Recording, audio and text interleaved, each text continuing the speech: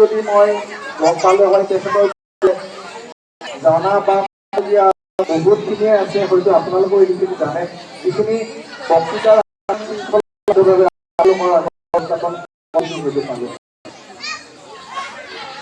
যি ব্যক্তিত্বক আমি যি ব্যক্তিৰ প্ৰজ্ঞা সাধনা আৰু জ্ঞানৰ জ্যোতি প্ৰতিভাক আমি আমাৰ বক্তৃতাৰ মাজেৰে তেখেতক আৱৰি ধৰিব নোৱাৰিম বা এখন কিতাপেৰে তেওঁৰ গুণক আমি প্ৰকাশ কৰি শেষ কৰিব নোৱাৰিম। যিগৰাকী ব্যক্তিয়ে তেখেতৰ সংগ্ৰামময় জীৱন তেখেতে কৈছিলে, তেখেতক আমি বহুত সাংস্কৃতিক মঞ্চ বা বিহু অনুষ্ঠানত দেখিছিলোঁ, কিন্তু তাৰ আৰৰ জুবিন গাৰ্গগৰাকীক শেহতীয়াভাৱে সন্মানী ডক্টৰ ৰীতা চৌধুৰী বাইদেউৰ যিটো পডকাষ্ট আছিলে তাত পোনপ্ৰথমবাৰৰ বাবে হয়তো ইমান জ্ঞান গম্ভীৰ জুবিন গাৰ্গক আৱিষ্কাৰ কৰিবলৈ সক্ষম হৈছিল। জুবিন গাৰ্গে প্ৰত্যাহ্বান লৈ ভাল পাইছিল, সেইকাৰণে তেখেতে কৈছিল ধুমুহাৰ ৰসতে মই বহু যুগৰে নাচোন, আৰু তেওঁ কৈছিলে লাষ্টত I want to play with waves বুলি কৈছিলে, মই সাগৰৰ ঢৌৰ লগত খেলি ভাল পাওঁ বুলি কৈছিলে।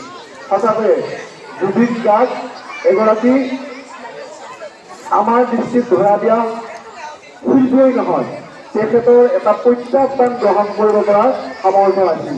যিগৰাকী ব্যক্তিয়ে তেওঁৰ নিজৰ প্ৰতিভাক নিজে চিনি পাইছিল, সেইকাৰণে তেখেতে স্কুলীয়া জীৱনত যেতিয়া তেখেতে বিৰতি পঢ়ুৱাইছিলে তেতিয়া তেওঁ অনুধাৱন কৰিছিলে যে মই বিজ্ঞানৰ ভিতৰে মোক আৱিষ্কাৰ কৰিব নোৱাৰোঁ, মই আচলতে এগৰাকী শিল্পী হোৱাৰ নিশ্চয়।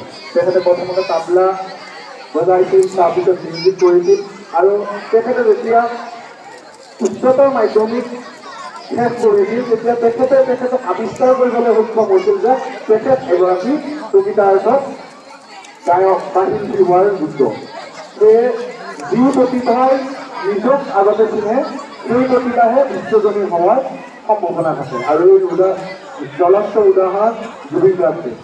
জুবিন গাৰ্গক আজি আমি এনেকৈ কিয় সমবেত হৈ সদৌ অসম সদৌ ভাৰতে আমি আজি শ্ৰদ্ধাঞ্জলি দিছোঁ? কোনো এটা প্ৰতিষ্ঠান লৈ যোৱা নাই যে জুবিন গাৰ্গক শ্ৰদ্ধাঞ্জলি দিয়া নাই, কাৰণ জুবিন গাৰ্গ আছিল অনুভূতিৰ এগৰাকী শিল্পী। শিশুসুলভ মনৰ জুবিন গাৰ্গে তেওঁৰ সৃষ্টিকৰ্মত মানুহৰ প্ৰতিটো মুহূৰ্তক অনুভৱৰ সৈতে তেওঁ মিল হৈছিল। কাৰোবাৰ প্ৰেম প্ৰণয় বিচ্ছেদ মৃত্যু বা উৎসৱ পাৰ্বণ সকলো ক্ষেত্ৰতে জুবিন গাৰ্গদেৱৰ ভিতৰত অনুভূতিৰ লগত আমি মিলি থাকোঁ। সাধাৰণ এখন যদি শ্ৰদ্ধাঞ্জলি অনুষ্ঠান কৰিব লগা হয়, উৎসৱৰ কৰ্ম কৰিব লগা হয়, বৈষ্ণৱ সমাজৰ যদি কৰ্ম কৰিব লগা হয়, শাক্তপন্থীসকলৰ যদি কিবা অনুষ্ঠান কৰিব লগা হয়, ক'ত নাই জুবিন গাৰ্গ?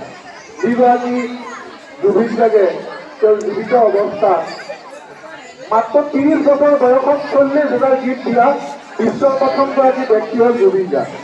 তেখেতৰ যি মৃত্যুৰ সময়ত সোণাপুৰলৈকে অসংখ্য মানুহৰ ভিৰ হৈছিল, এয়াও এক বিশ্ব ৰেকৰ্ড। যি জুবিন গাৰ্গে সদায় কিতাপ অৰ্জন কৰিবলৈ বিচাৰিছিল, তেওঁ সদায় আগবাঢ়িবলৈ বিচাৰিছিল। সেই জুবিন গাৰ্গে বিশ্বত কোনো এগৰাকী চিভিলিয়ানে ১৮,০০০ উচ্চতাৰ পৰা স্কাই ডাইভিং কৰা নাই, অকল জুবিন গাৰ্গে কৰিছিলে। অকল সংগীত, চিনেমা, কবিতা বা খেল ধেমালিতে নহয়, জুবিন গাৰ্গে সদায় ৰেকৰ্ড কৰি ভাল পাইছিলে, আৰু সেই ৰেকৰ্ড তেখেতে কৰি গৈছিলে, আৰু মৃত্যুৰ পিছতো এক বিশ্বজনীন ৰেকৰ্ড জুবিন গাৰ্গদেৱে কৰিছিলে। আৰু সেইকাৰণে হয়তো আজি আমি সকলোৱে সমবেত হৈ এই জুবিন আত্মাৰ এই পবিত্ৰ আত্মাৰ সদ্গতিৰ কাৰণে আমি সমবেত হৈছোঁ, আৰু তেখেতক শ্ৰদ্ধাঞ্জলি জ্ঞাপন কৰি দিছোঁ। শ্ৰদ্ধা ৰায়, আমাৰ দৰে এক অনভিজ্ঞ ব্যক্তিয়ে জুবিন গাৰ্গৰ কথা কোৱাত যদি কিবা ভুল ভ্ৰান্তি হৈছে বা তেখেতৰ যি কৰ্ম সংস্কৃতি আমি দুই এষাৰ বক্তব্যৰ মাজত সামৰি ৰাখিব নোৱাৰোঁ। আৰু সকলোকে মোৰ এইটোৱে অনুৰোধ, জুবিন গাৰ্গ সন্দৰ্ভত আমি তেখেতৰ জীৱিতকালত যিমানখিনি অধ্যয়ন আৰু সাধনা কৰিব লাগিছিল আমি হয়তো কৰাত ত্ৰুটি কৰিছিলোঁ, আৰু অনাগত ভৱিষ্যতত যে আমাৰ উঠি অহা শিশু, আমাৰ উঠি অহা যুৱক যুৱতীসকলে যে জুবিন গাৰ্গক ভূঞাৰ মাজত ৰাখোঁ, জুবিন গাৰ্গক লৈ আমি যদি চৰ্চা কৰোঁ, জুবিন গাৰ্গক এটা চৰ্চাৰ কেন্দ্ৰবিন্দু হৈ ৰওক, জুবিন গাৰ্গ আমাৰ ইয়াৰ সদায় মণিমুখত জীৱন্ত হৈ ৰাখক, তাৰে কামনা কৰি মই তেখেতলৈ শ্ৰদ্ধা জনাই আজি এই বক্তব্য ইমানতে সামৰণি মাৰিছোঁ। জয় আই অসম। ধন্যবাদ।